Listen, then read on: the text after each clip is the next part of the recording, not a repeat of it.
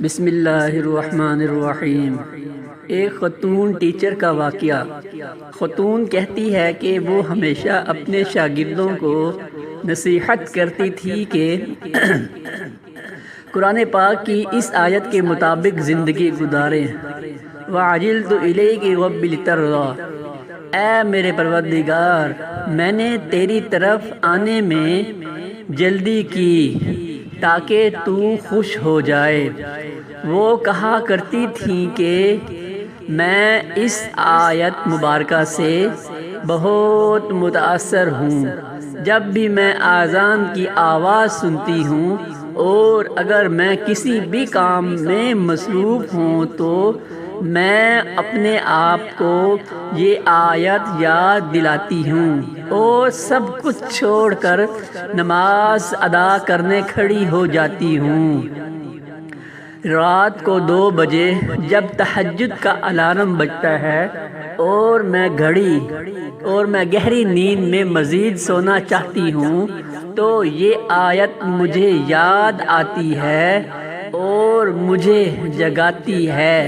اس خاتون کے شوہر کی عادت تھی کہ کام سے واپس گھر آتے وقت وہ اسے فون پر کھانے کے متعلق ہدایات دیتا تاکہ اس کے گھر پہنچنے پر گرما گرم کھانا تیار ملے اور وہ کھانا کھا کر سو جائے۔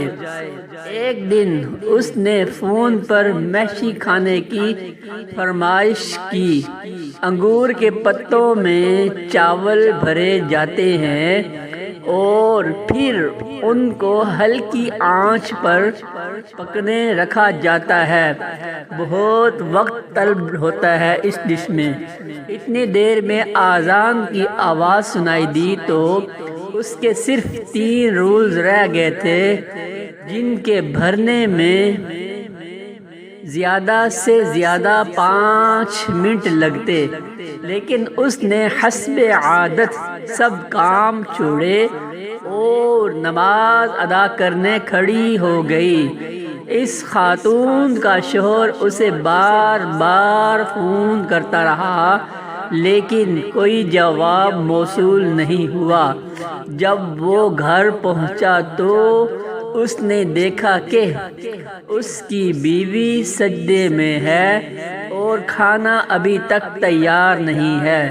اس نے دیکھا کہ صرف 3 رولز بھرنے رہ گئے ہیں تو اسے شدید غصہ آیا اور اسی غصے کے عالم میں اس نے اپنی بیوی کو ڈانٹنا شروع کر دیا۔ اپنا کام ختم کر کے دیچکی چولہے پر رکھ کر بھی نماز ادا کر سکتی تھی۔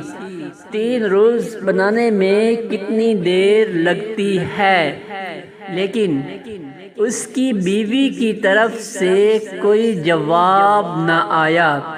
جب وہ اس کے پاس آیا تو دیکھا کہ سجدے کی حالت میں اس کا انتقال ہو چکا ہے۔ سبحان اللہ!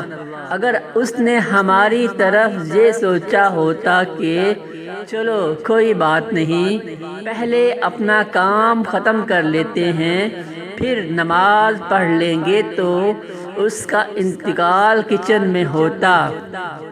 لیکن ایک شخص کا انتقال اسی حالت میں ہوتا ہے جس پر وہ ساری زندگی گزارتا ہے اور اسی حالت میں وہ دوبارہ اٹھایا جائے گا۔ ہمارے نبی محمد صلی اللہ علیہ وسلم نے ارشاد فرمایا کہ ہر شخص اسی حالت میں اٹھایا جائے گا جس میں وہ فوت ہوا۔